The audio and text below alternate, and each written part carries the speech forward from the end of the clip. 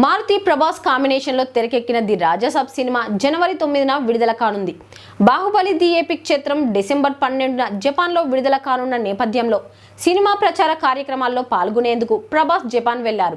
అయితే హొకైడో ద్వీపానికి అమోరి ప్రాంతానికి సమీపంలో సముద్ర ఉపరితలం నుంచి సుమారు 50 కిలోమీటర్ల లోతులో భూకంప కేంద్రాన్ని గుర్తించినట్టు సమాచారం.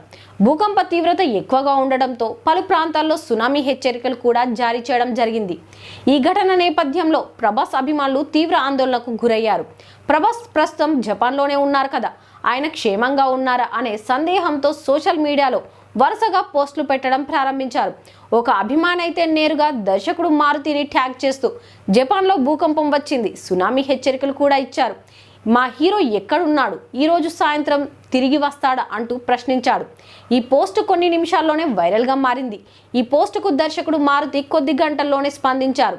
అభిమానులకు భరోసా ఇస్తూ ఆయన స్పష్టమైన సమాధానం ఇచ్చారు. ప్రభాస్తో ఇప్పుడే మాట్లాడాను, భూకంపం వచ్చిన ప్రాంతంలో ఆయన లేరు, ఆయన పూర్తిగా క్షేమంగా ఉన్నారు, ఎలాంటి ఆందోళన అవసరం లేదు అంటూ మారుతి రిప్లై ఇవ్వడంతో అభిమానులు ఊపిరి పీల్చుకున్నారు.